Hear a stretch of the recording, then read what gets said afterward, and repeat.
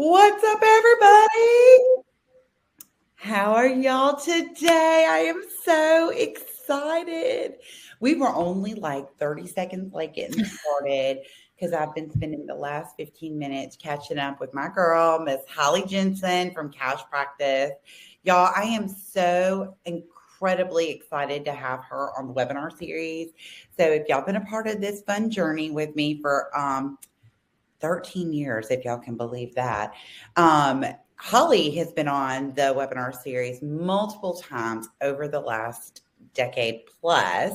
And in fact, last month, almost to the day, she celebrated her 21st year in the chiropractic profession.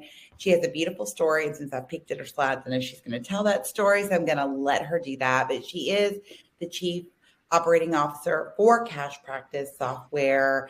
Y'all, she's amazing. And I'm saying this. Stop it, Christy. Stop it. Like, y'all just don't even know. Like, you have been, and Holly, I've told you this before. Like, I knew nothing about chiropractic when I came into this profession. And it was such an incredible, I don't know how to, like, it was just incredibly. The universe does beautiful things when they bring people together. And when they brought Holly into my life, it was so amazing to have somebody that I could go to, ask questions to, that I learned so much from. And truth be told, like, y'all, I wouldn't even be here today if it wasn't for the help of Holly. Oh, Christy, thank you. You're welcome. Not to mention, it's been one heck of a journey, and we've had some really good times. Good times. Yes, we have. So without further ado, I'm going to turn it over to Holly. Holly, you can go ahead and share your screen. Okay. Thank you so much, Christy, for that really amazing introduction. You're always like the expert of introductions, and you make people feel so good. So thank you.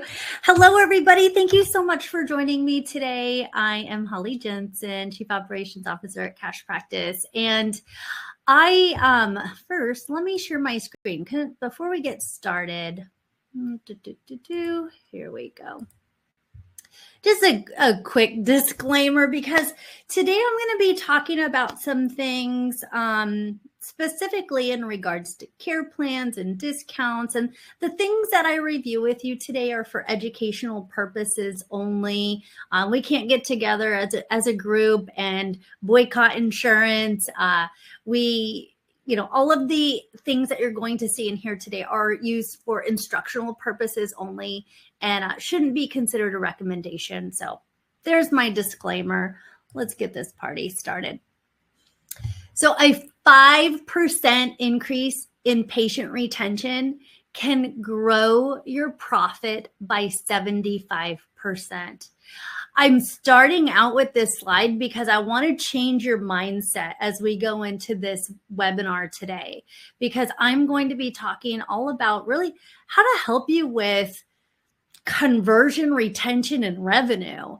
And I'm going to focus a big part of this on retention because, we work really hard to get new patients in the door, and then we struggle to keep them, or we struggle to keep them compliant on their treatment plan. But if I can teach you anything today, it's to help you increase your retention so that you can grow your profits. And a 2% increase in patient retention has the same effect as decreasing costs by 10%. That's huge. That's absolutely huge. And it costs 6 to 7 times more to acquire a new patient than it does to retain an existing patient. So I'm hitting this home. This is why we're focused on this topic of conversion, retention, and revenue. Today's title is actually the 4 business principles for increasing patient retention and cash collections. There's me, circa 2002. I almost look the same. Wow. Oh, same part and everything. But yeah, you can see I've aged pretty good. I'm just kidding. So there I was back in 2002 when I started out as a chiropractic assistant in San Diego for Dr. Miles Bodson at the Chiropractic Wellness Center. And when he first hired me to file paperwork in patient charts for 4 hours a week, you guys, 4 hours a week. I had no previous experience. I had chiropractic care, but only as symptom relief. I didn't really know the true benefits of chiropractic when I had first started with Dr. Bodson. And I'm really proud to say that with an open mind and a can-do attitude, I learned everything that I needed to do to be an effective CA. And Dr. Bodson invested in my career and education as a chiropractic assistant by having me attend webinars like the one that you're at today, taking me to seminars where I could have fellowship with other CAs and learn from others than just him or other CAs in the practice. And so that's taken me on a 21-year journey in working in the profession. I actually want to play this short clip for you here. This is from a movie, The Calling movie. You could watch it for free, thecallingmovie.com. And it's a short film. It's a feel-good film. And if we have doctors or CAs out there, it's really inspiring. It's the journey of being called to be a chiropractor, the journey of being called to be a chiropractic assistant, and the impact that patients have in the practice because they're having great clinical outcomes. So let me play this for you here.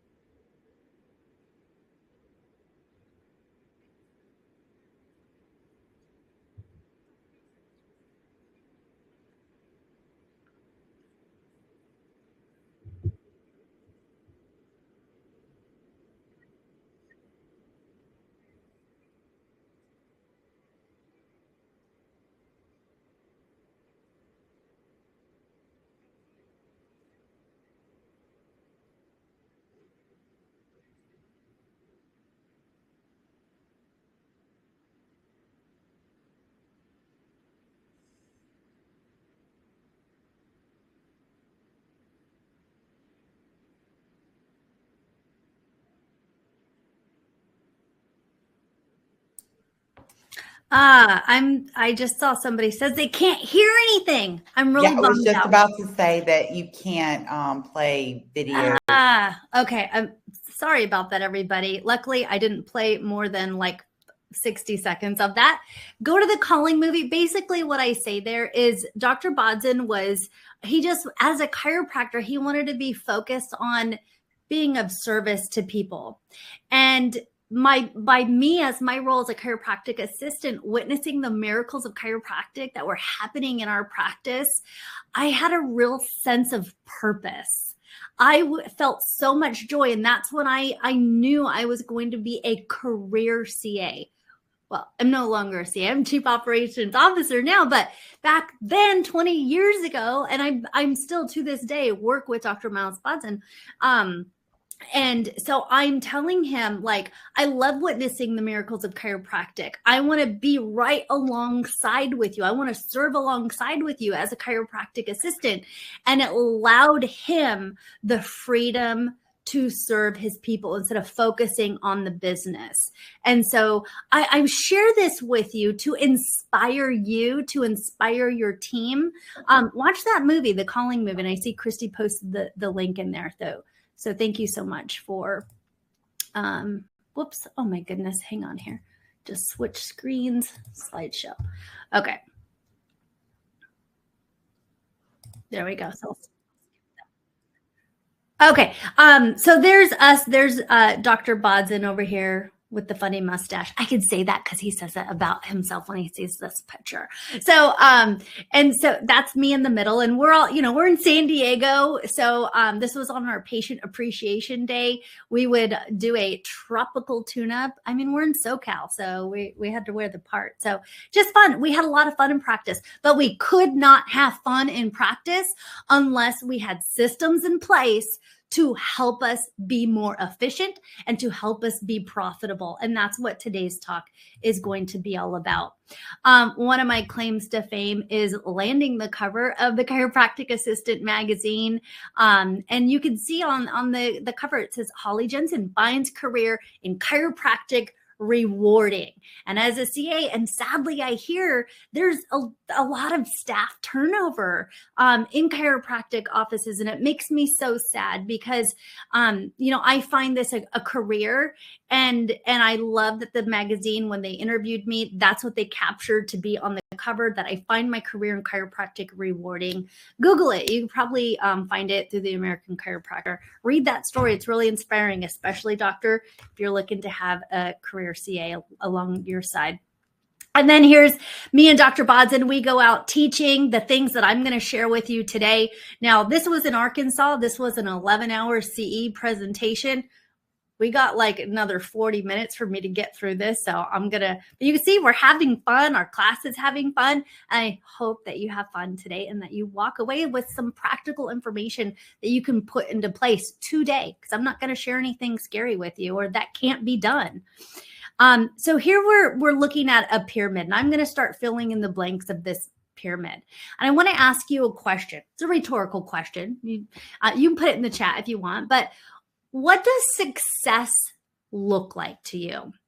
Now, we at Cash Practice, we've been asking this question to thousands of doctors over the last 20 years, and we've heard many different answers. We have some doctors that tell us they want to have a large family practice, a small family practice. They want to see 100 a week, 600 a week. They want multiple doctors, multiple practices, endless new patients. I mean, the list goes on, but you know what they all want? The one common denominator they all have is, and it's not just helping people. It's a successful practice that makes money. Making more money is what every business owner wants, right? Every doctor wants. Making more money means you can hire another CA. You can hire an associate. You can pay your employees better. You can take vacations. You can pay off your student loan debt and so much more. In fact, I've never heard a single doctor tell us they didn't want to make more money. But no matter the type of doctor, no matter the type of practice size, if they were insurance, cash-based, blended, they all wanted to make more money. Or they all want to make more money, not wanted, past tense. But now we know success is more than making money. But we've also seen that not making more money is definitely the most significant stress on the practice. Because when you don't have enough money to meet your monthly obligations, whether it's payroll, your overhead, things like that, you get stressed, you get burned out, you get frustrated. But now imagine having quite the opposite. What would that look and feel like to have more money than your obligations require? And I think it's safe to say, like, it feels a whole lot better to have extra money in the bank, right? It's like peace of mind. And in our 20 plus years of helping doctors, it's become painfully clear that there are two drivers that ultimately determine how much money you make in practice. And our mission at Cash Practice is actually to help more doctors skyrocket their cash collections. And we're the only company in the industry that can help you actually address the two factors that most determine if you're going to collect more money or not. And those two drivers, conversion and retention. Conversion and retention. A little behind on showing my slides, but I think you got. In fact, like going back to the slide I showed earlier, just a 5% improvement in your retention can yield up to 75% increase in profits. I mean, that's incredible. And I know you want that for your life and your practice.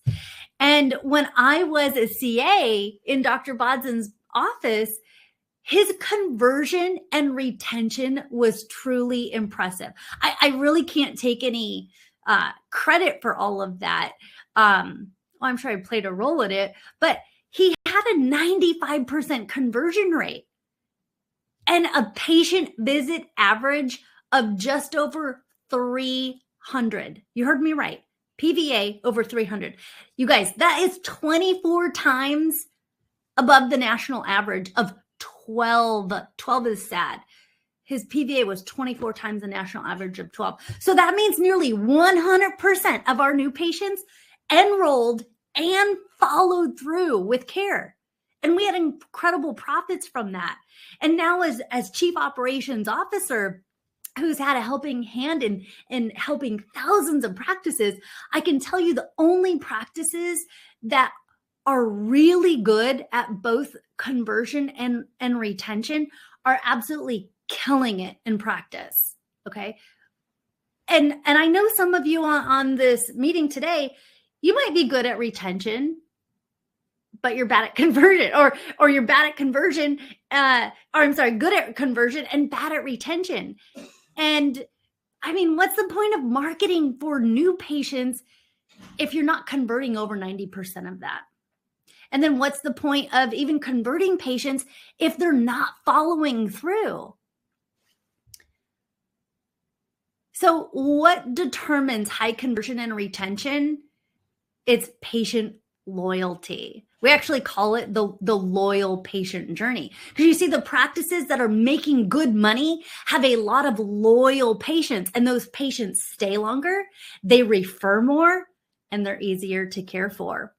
And we actually have, 11 steps of what we call this loyal patient journey. And I actually want to share this with you. I want to give you a gift of this loyal patient journey a little bit later on.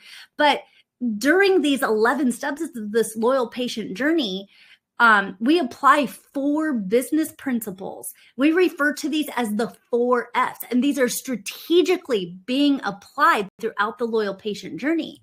We found that patients need feedback. They need forecasting of care. They need a frictionless payment experience. And they need frequent contact all throughout the 11 steps of their journey in your practice. And when you apply these principles, patients become loyal. And ultimately, when you do this with enough people, you end up having more success converting them and, more importantly, retaining them, giving you the high retention practice that you desire. And I didn't say high volume, I said high retention. And if you're not experiencing high conversion and retention, it's literally because one or more of the 11 steps of the loyal patient journey is flawed in your practice. It really is as simple as that. And each of these 11 steps uses one or more of the 4 F's to put your patients on a path to loyalty. And if your journey fails, you've set your patient up to drop out of care prematurely, sabotaging your patient's success. So, did you know that the number one reason that patients don't get the full benefits of care is because they drop out of care prematurely? So let's talk about some of the most common reasons that patients drop out of care. Costs. That's number one, costs. Insurance runs out. They have a new purchase decision to make because maybe you're asking them to pay per visit. Your care is not affordable. The pain goes away. They're feeling better and they don't know why they're still coming in.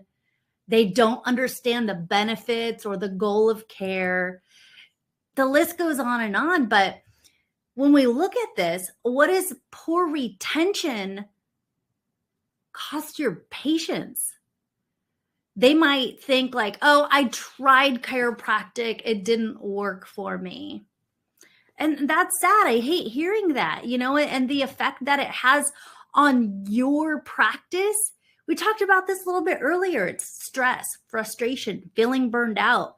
Maybe you're yelling at your staff, like you're blaming them. Where's Sally? Why doesn't Sally come in? She got the big idea of care. Yeah, having poor retention really is impactful on your practice and on the patients. And in fact, I talked earlier about Dr. Bodson's PVA, his patient visit average, being over 300, which is 24 times the national average of 12. But your PVA is also significantly impacted on how you're on those two of the 4Fs, how you're forecasting care and how frictionless you're making the payments in your office. And I'm going to dive a little bit deeper into this. In fact, I want to show you, because the first thing I want to talk about is care plans. So I'm going to show you here, if you're a practice who asks their patients to pay per visit,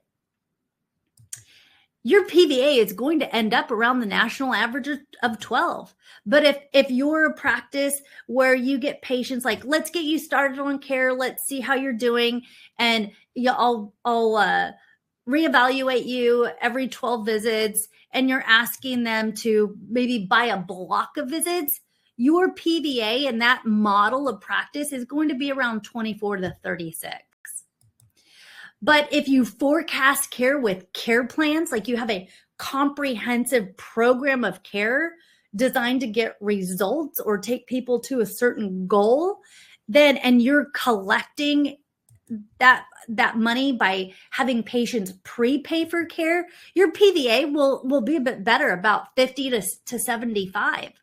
But the best method is by offering care plans and putting people on monthly auto debits. Your PVA is going to just skyrocket. You're going to have a PVA of 150 plus. And these are people who are getting results because they're compliant on their treatment plan. These are people who are transitioning from their initial program of care to a lifetime wellness patient. So I just wanted to, drive that home for you in regards to the PVA prediction. And you'll end up, doing, going back here real quick, having people on care plans on monthly auto debits really is the best. And then it ends up looking like this. And you can see this is our loyal patients. This is actually a picture from Dr. Bodzen's practice where we had a wall of stars. These are our patients. And you can see in this photo, it says here, 50 adjustments. These are all everybody who hit 50 adjustments. 100 adjustments, 200 adjustments, 300. This wall went all the way down the hallway. By the time Dr. Bodzen sold his practice in 2012, we had patients at 800 visits. So this is a lifetime practice. This takes time, right? And so I just wanted to really drive that home. In fact, here's some of our travel cards showing you these patients, 328 visits. 378 visits, 420 visits, 451 visits, 587. I'm driving this home because I don't want to just impress you. I want to impress upon you the things that I'm teaching you today will not only show you how to increase your revenue and get better clinical outcomes, but you can see this practice here. They're a cash practice member since 2007, and they went from $206,000 a year to $2.2 million in 2022. And you guys, I want to point out, some of these years were COVID years, shutdown years, yet the practice still grew. Here's another practice, member since 2016. You can see their collections were at 1.8 million in 2017. And then they ended 2022 with $4.6 million. Here's another practice in 2018. Their collections were 1.5 million, and they ended 2022 with 2.5 million. And you guys, this is cash. There's no insurance revenue recorded in these case studies. This is cash. All of these doctors have consistent cash growth.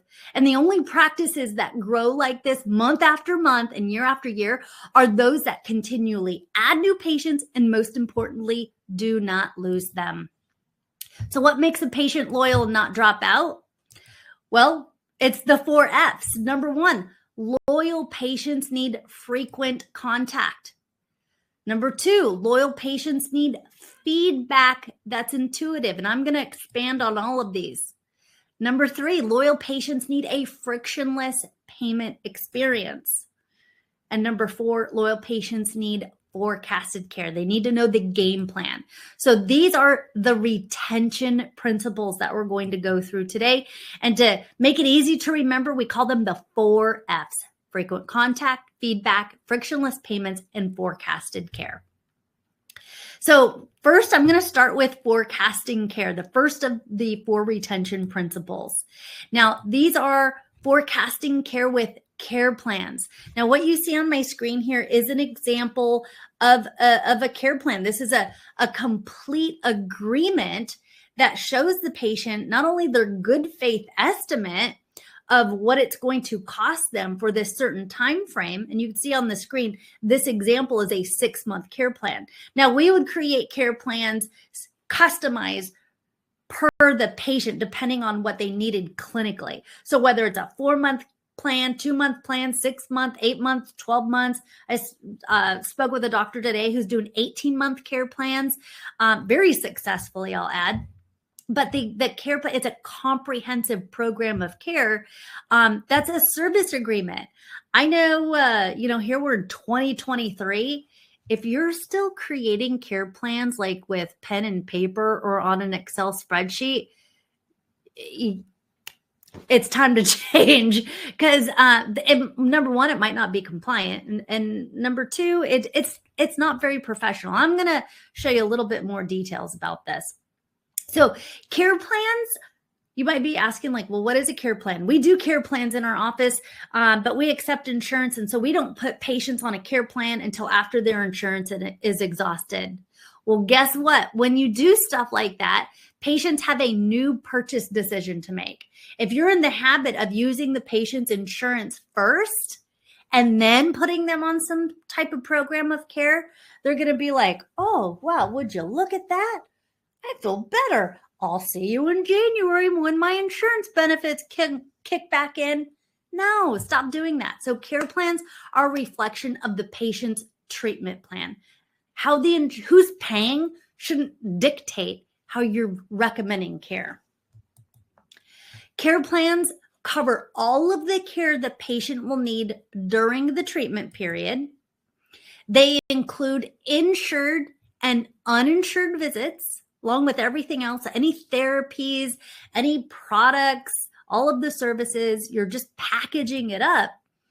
And care plans are presented after the patient accepts the treatment plan. And what I mean by that is the doctor must get the yes to the treatment plan before money's ever discussed. It should be like, yes, doctor, I want to do this. I can be here 2 times a week for the next 6 months. Like, it's a yes to the treatment plan. Care plans are presented after we get the yes to care.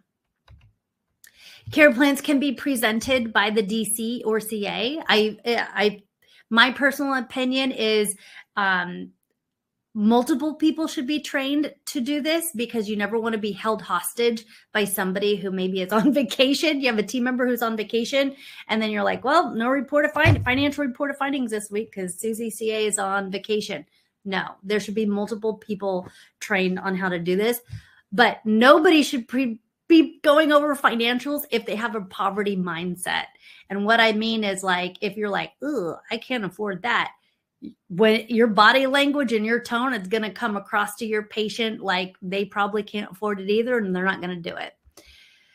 So types of plans to create are wellness care plans, corrective care plans, plans with insurance, family plans. Like, everybody should be on a program of care as long as they can commit to a treatment plan. Care plans need to be compliant and outline the patient's financial responsibilities. The other word for this, or the other phrase for this, has been out since 2022. It's called the good faith estimate. The good faith estimate is part of the Patient No Surprises Act. It's a federal regulation. So we do need to show the patient their financial responsibilities before service is rendered. And so the care plan can do that. But what makes the care plan compliant specifically? So number one, all of the services and fees are clearly itemized. It applies compliant discounts to non-covered services only. And when I say compliant, of course, I mean ChiroHealthUSA discounts. And it also has a compliant terms of agreement, which talks about how refunds are handled. What happens if the patient stops care early and there's a balance due? What if insurance pays differently? It needs to address all of that in the terms of the agreement. Some benefits of the care plans, CAs, it's going to streamline the flow at the front desk. Even better, there's going to be no confusion over patient finances, which gives you and the doctor, the whole team, more time to focus on patient care, education, more time for the fun in practice, and more importantly, better treatment plan compliance, which is going to result in better clinical outcomes for your patients. It's going to give you increased cash collections and increased patient retention. And of course, you're going to be happier. Your team's going to be happier. Whoops, looks like I need to fix that slide there. So I want to take a moment. Let me switch my screen over here. I need to stop sharing. And let me just do a new tab that I want to share with you guys here. This is cash practice. Okay, so what I want to show you here is I'm logged in to my account through cashpractice.com. And as an account user, if I want to paint this picture for you, let's say that we have a patient coming in this afternoon for a report of findings, and Dr. Bodson says, Holly, when Ron comes in this afternoon, I'm going to be recommending he gets a 6-month 40-visit care plan. Well, what I'm going to do is I'm going to locate my templates, because I build templates depending on what the patient is getting. And I'm going to go ahead and access my template, and I'm going to build out my care plan. So I'm putting in here how many visits are going to the deductible, how many co-pays are there, what are the co-pays, what's not covered by insurance, and then I'm applying discount rules. It's full fee because it's billed to insurance and I can't discount it, or I can apply a discount to it because it's not covered by insurance. So it's an itemized list of what's taking place. And when I calculate this out, this is actually going to give me a preview of this good faith estimate, this care plan.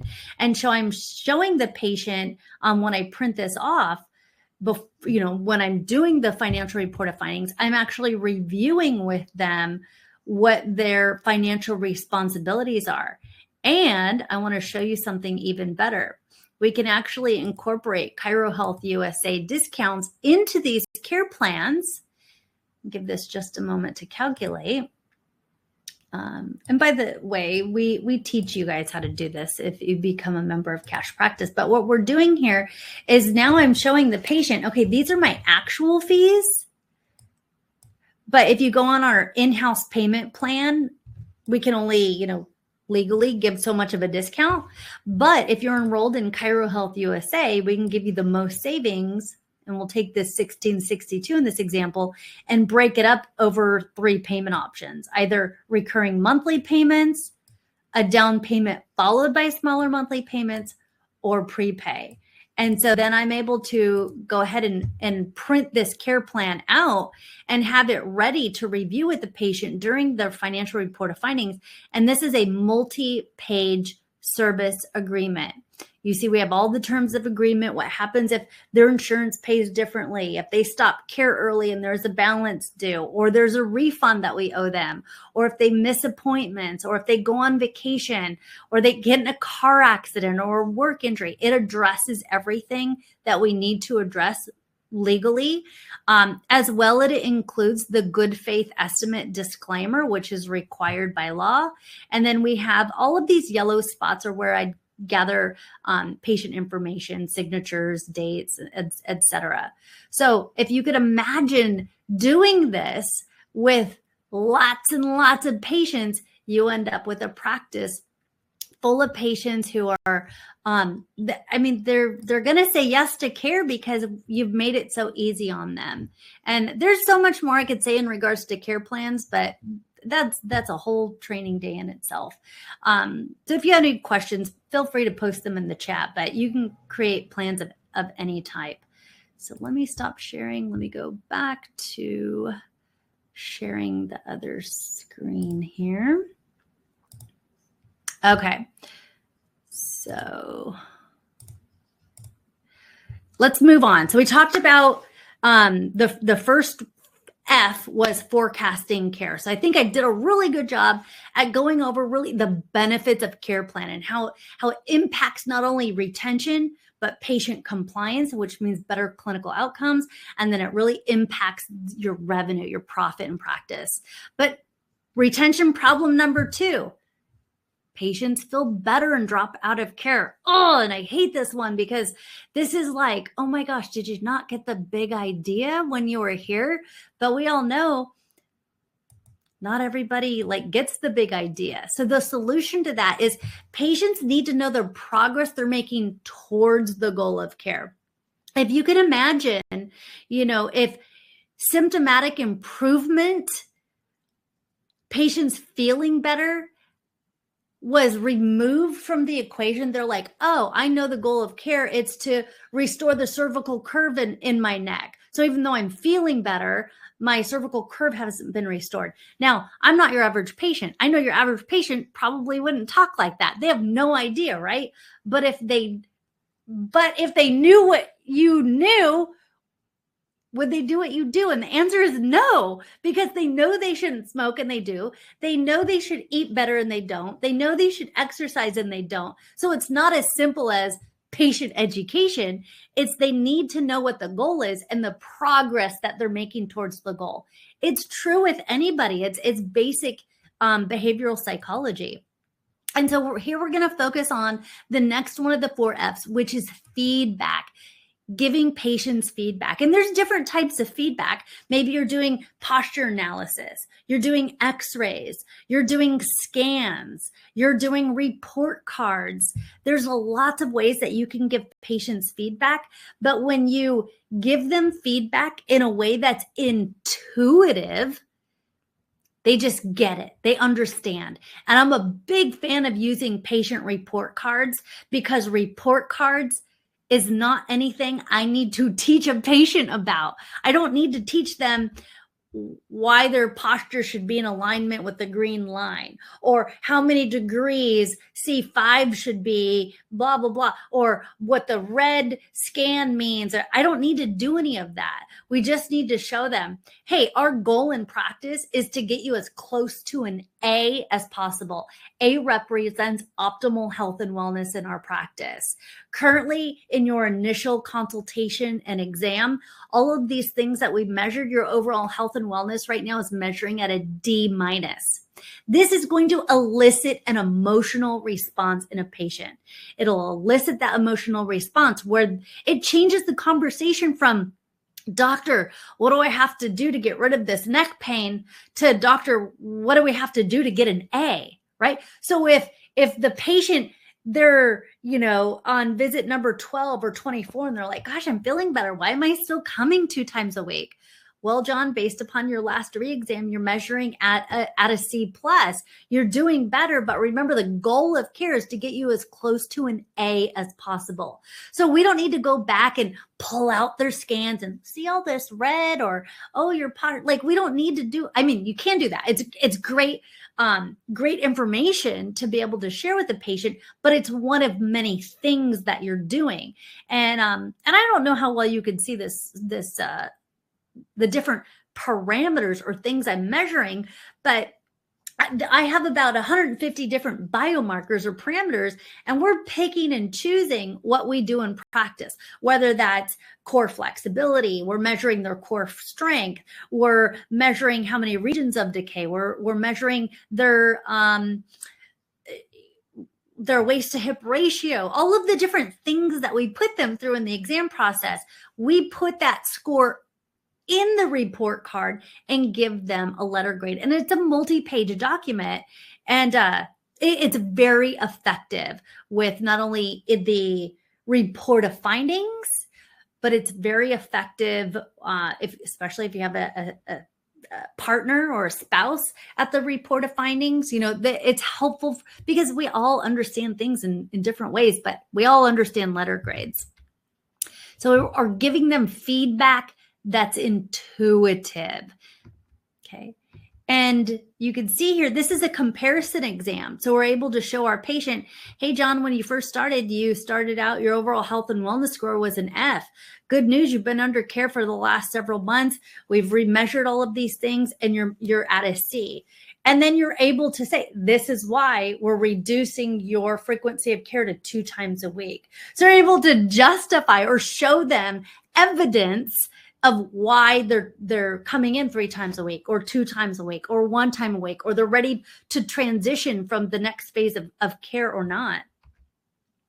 And then we promote this, whether it's through social media, through email, through a pop-up banner in front of the office, but we're advertising, what's your wellness score? And people are like, what's the wellness score? So it's a great new patient marketing tool as well. All right, next, retention problem number 3. Patients are asked to pay in a way that they wouldn't normally pay, or they're frequently asked for money. Let me put a spotlight on this for a moment. I've learned over my last 20 years that DC also means doctor of creativity. So I say that because I'll see some really interesting things, really creative payment options. But when you ask people to pay for a way that's just not natural for them, it may not be the best for your practice or for your revenue. People pay how they normally pay for things. What happens if you go buy a car? The car dealership's going to ask you, are you going to pay monthly? Are you going to make a down payment? Or are you paying in full? And that is what you should be asking your patients for. The only people who should be paying per visit are people who are not on a program of care, a committed program of care. So let's talk about some payment friction that you have in the office. Every time you render service, you're asking people to pay. Oh, it's going to be $65. Insert your chip card into this terminal. You're asking them. So they have to stop and make a new purchase decision every time you render a service to them. It'll also create a line of people at the front desk. And this is maddening because you have so many things to do. The phone's ringing, you're short-staffed, and then you have a line of people waiting to check out that you got to collect money from or schedule their next appointment. That creates a lot of friction, payment friction in your practice. Asking people to pay by cash every time they come in. Again, new purchase decision. Not a fan of that. Oh, this one really gets me too, is people come to the office, they have a service rendered and they're like, oopsie, forgot my wallet. And that's maddening because now I've got to chase them down, or now they have a balance due, and that's going to deter them from even coming in for their next appointment. So you want to reduce this payment friction as much as possible. Sending a statement in the mail. This sucks. Way to remind your patients, about the money. Do not send statements in the mail. If you got people on care plans, they're already committed to a program of care. They've committed to an amount of money that's being collected each month, or prepay, if you will. They already know what's entailed if their insurance pays differently because you've outlined that. Sending them in a statement in the mail is just a reminder of the money. And it's not that people don't want to pay. It's just the constant reminder of paying is the problem. That's definitely going to sabotage your retention. This slide here, this represents you chasing down money, you asking people for money every time they come in, you sending out statements, patients' payments are declining, all these things, you're just chasing down money. And that is not fun. That is not a fun part of the job here. And so when we go into the retention solution, is to create a frictionless payment experience for all payments being accepted, all. And this is one of the next 4 F's, creating a frictionless payment experience. So in this example, you see here, I have a patient who has signed an authorization form allowing the practice to auto debit her account automatically $199 a month for the next 4 months. She signed off on this. We have her permission. So these payments will automatically process. It's not something that I have to go do. So by, and everybody, whether they have Netflix or their mortgage payment or their electric payment, everything is being auto drafted. So I want to do the same things that people are already used to help create a frictionless payment experience. So we want to have all of our recurring payments automated in this process. The next thing that we want to do is create a frictionless one-time payment experience. So in this example, I have my patient's signature on file for one-time payments. So in this example, let's say our patient, whether they're on a care plan or not, maybe it's their copay. There's somebody who's just coming in for relief care, and I am like, hey, Jennifer, today's going to be $65. I'll charge your card on file and email the receipt to you. And so because I have her signature on file, I can charge her card on file. So here I have a receipt, and you can see it says we have her signature on file. And then I've emailed her receipt to her. So this is what it looks like on her phone. I'll charge your card on file and email the receipt to you. Having this be a policy in your office, means that when people are like, oh, I forgot my wallet, left my purse in the car, I'd be like, oh, no problem, Jim. I can go ahead and charge your card on file and email the receipt to you. Let's get your next appointment scheduled. So we just want to create a frictionless payment experience in the practice, regardless of it being a one-time payment or a recurring payment. Oh, I wanted to show you here. You can also put payment links on your website. Maybe you can have a link on your website for people to purchase supplements, for people to pay a balance due online, for people to sign up and get a membership, for people to purchase gift cards. We have all these payment links, and this allows people to create a frictionless self-pay experience in your practice. And so I would definitely, use a service that provided secure online payment links so that these payments can be used with patients, and they can pay directly themselves. And to stop chasing down money, the software that I use allows me to be able to, if a patient's payment, whether it's a one-time payment or recurring payment, it gets declined, it'll email them. You can see there's a sample of an email, and it sends them an email saying, hey, your payment was declined. And then there's a button, that green arrow is pointing at, a button they can click on to pay online themselves. They can update their billing information. Maybe we have a card on file that's expired or was stolen. They could pay online themselves, and then the practice is notified that a payment took place. So we're creating a frictionless payment experience in all areas of the practice. And then we also reduce decline payments by using a service that provides the ability to automatically update credit cards. Isn't it so frustrating? Like your payment on Netflix gets declined because your card expired. Well, imagine using a payment software that would communicate with the bank. And when the credit card company issued you a new card with a new expiration date, it would automatically update that patient card in your account so that their card wasn't declining for an expired payment or lost or stolen card. So I'll just add this slide here. The frequency of the conscious purchasing decision influences your retention. The more frequent a patient thinks about paying for care, the lower the retention. So that's why we want to create a frictionless payment experience. It's definitely going to increase your collections and improve patient satisfaction. All right. Problem number 4, and this is the last one. Patients don't have frequent contact or education from you, and they drop out. They just don't get the big idea. So we're going to focus on one of the 4 F's, which is frequent contact.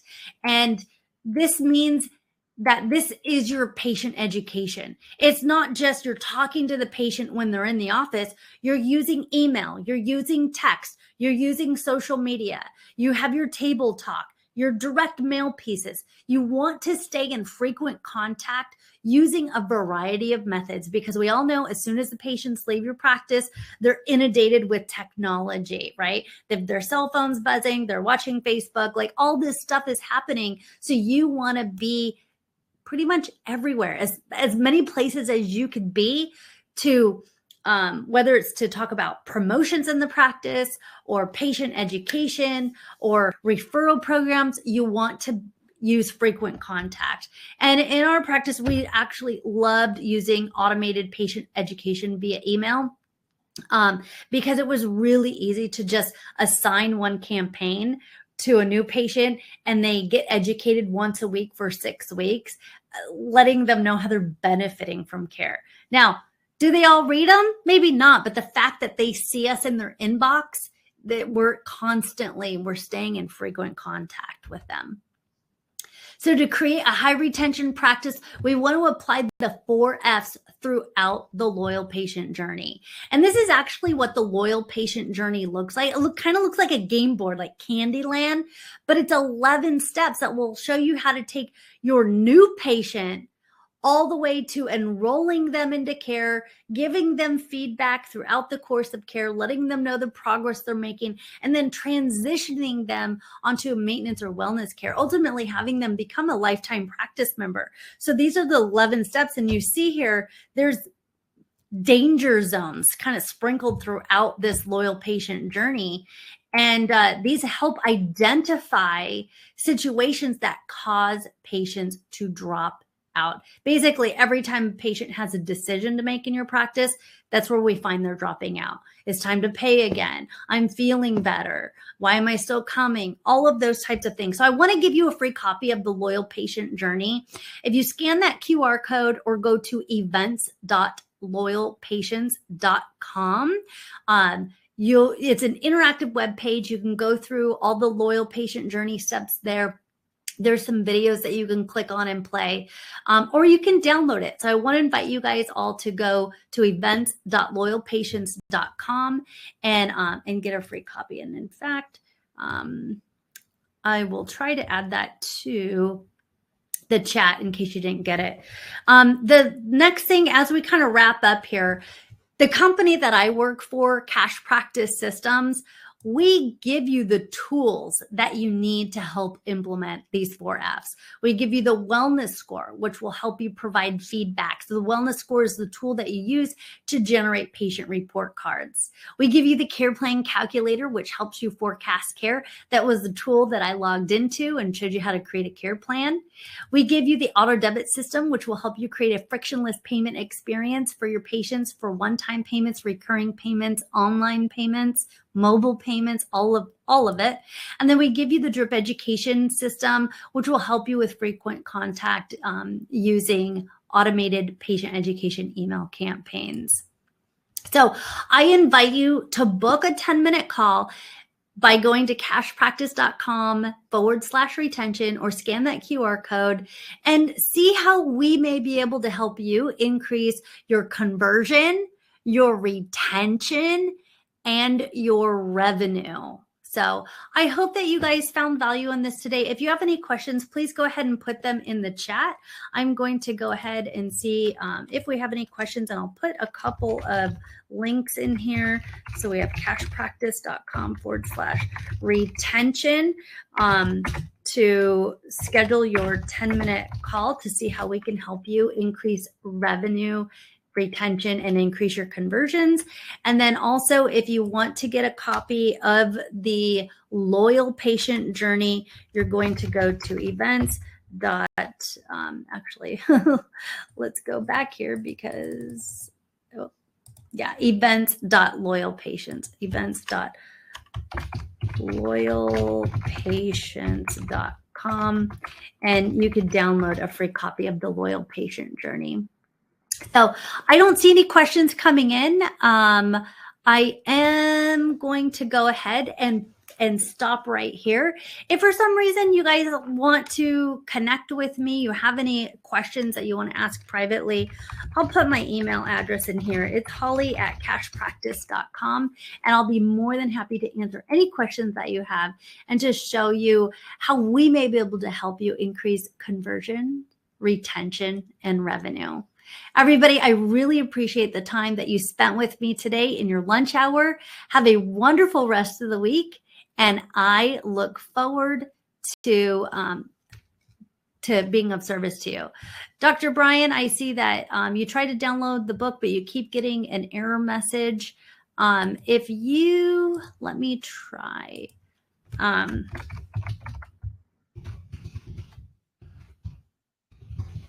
Okay, I'm going to just give you another link there, loyalpatientjourney.com, loyalpatientjourney.com. That'll take you directly. And then you have my email address. If that doesn't work, please feel free to email me directly, and I'll make sure to get you taken care of. All right, my friends, thank you so much for your time today. Have a wonderful rest of the week, and I look forward to being of service. Take care. Bye-bye.